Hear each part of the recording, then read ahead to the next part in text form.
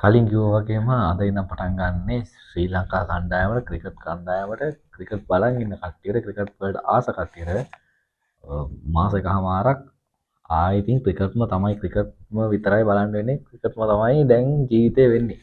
ඉතින් අද හවස 2ට ශ්‍රී ලංකා කණ්ඩායම සහ එංගලන්ත කණ්ඩායම අතර පළමු එක්දින තරඟය ආරම්භ වෙනවා 22 වෙනිදා 22 වෙනිදා දවල් 2ට දිවා රාත්‍රී තරඟයක් විදිහට තමයි මේ තරඟය පැවැත්වෙන්නේ කොළඹ ආර් ප්‍රේමදාස ක්‍රීඩාංගණයේ. ඒ වගේම 24 වෙනිදා සහ 27 වෙනිදා දෙවන සහ තෙවන එක්දින තරඟ දෙක දිවා රාත්‍රී තරඟ විදිහටම ඒත් කොළඹ ආර් ප්‍රේමදාස ක්‍රීඩාංගණයේ පැවැත්වෙන නියමිතයි. ඉතින් මේ තරඟ දෙකම කණ්ඩායම් දෙකටම තමන්ගේ කීර්තිනාමය රඳවා ගැනීමට කීර්තිනාමය ආරක්ෂා කර ගැනීමට ඉතා වටිනා තරඟාවලියක්. ඉතින් පළමු තරඟය අද ආරම්භ වෙනවා හවස 2ට. ඉතින් අලුබඳුන තරඟාවලියෙන් පස්සේ එංගලන්ත කණ්ඩායමට මේ ජයග්‍රහණය අනිවාර්යෙන් අවශ්‍ය වෙනවා. මොකද ලෝක කුසලානට කලින් හම්බෙන එක්දින සහ T20 තරඟාවලිය. ඉතින් ඒක හින්දා අනිවාර්යයෙන්ම එංගලන්ත කණ්ඩායමට මේක ජයග්‍රහණය අවශ්‍ය වෙනවා, අත්‍යවශ්‍ය වෙනවා. සහ ශ්‍රී ලංකා කණ්ඩායමට මේක අතිශය අත්‍යවශ්‍ය තරඟාවලියක්. මොකද එක්දින තරඟාවලියෙන් පස්සේ තේවායත් වෙනවා T20 තරඟ තුනක්. ඉතින් මේ තරඟ තුන තමයි ශ්‍රී ලංකා කණ්ඩායමට එළඹෙන ලබන සති දෙකකින් තුනකින් ආරම්භ වීමට නියමිත ලෝක කුසලානට කලින් හම්බෙන අවසාන ක්‍රිකට් තරඟාවලිය. ඉතින් කණ්ඩායම් දෙකටම හරිම වටිනවා සහ චරිත අසංක පහුගිය තරඟාවලියේදී T20 නායකත්වයෙන් ඉවත් කරුවා දසුන් ශානක නායකත්වයට යොමු කරා. ඉතින් චරිත අසංක ඒ ඉවත් කිරීමෙන් පස්සේ චරිත අසංක ක්‍රීඩාංගණයට පළමු එක්දින නායකත්වය.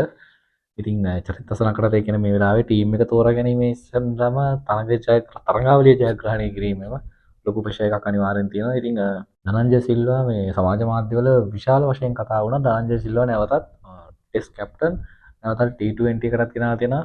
දැන් එක්දින තරඟාවලියටත් ගෙනා තියෙනවා. බොහෝ දුරට අද තරඟයේ ධනංජය සිල්වා නම්බර 4 හෝ 6 කියන ස්ථානයේ අනිවාර්යෙන් ක්‍රීඩා කිරීමට නියමිතයි. සහ කණ්ඩායම් දෙකටම මේක වැදගත් වෙන්නේ ලබන වසරේ පැවැත්වීමට නියමිත එක්දින ලෝක කුසලාන තරඟාවලියට දකුණු අප්‍රිකාව තමයි සත්කාරත්වය දක්වන්නේ. ඊට අමතරව තවත් කණ්ඩායම් 9කට අවස්ථාව ලැබෙනවා. ඉතින් ඒ කණ්ඩායම් 9 ඇතුළත ශ්‍රී ලංකාව සහ එංගලන්තය අනිවාර්යෙන් ඇතුල් වෙනවා.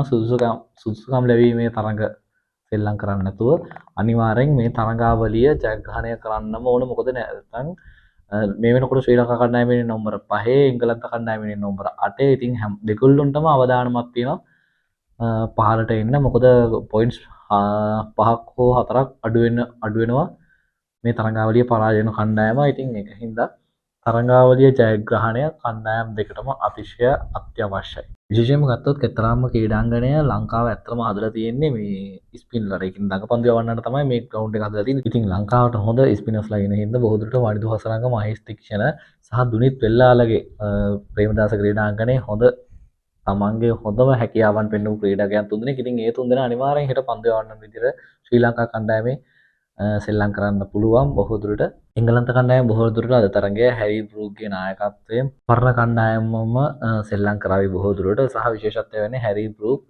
ලංකාවේ සෙල්ලම් කරන පළමු එක්දින තරගය තමයි මේක. ඉතින් ශ්‍රී ලංකා කණ්ඩායමේ බොහෝ දුරටත් ලොකු වෙනසක් වෙන එකක් නැහැ. අනිවාර්යෙන් තරඟාවලිය 3-0ක් ලෙස ජයග්‍රහණය කරන්න ශ්‍රී ලංකාව කණ්ඩායම මේ වෙලාවේ අනිවාර්යෙන් කොහොම හරි සෙල්ලම් කරන්න ඕන. නැත්නම් ලොකු අවදානමක් සහ ඒ මෙන්ටලි ප්‍රෙෂර් එක T20 තරඟාවලියටත් තරඟ ඇවිල්ලා ඊළඟට අපි ලෝක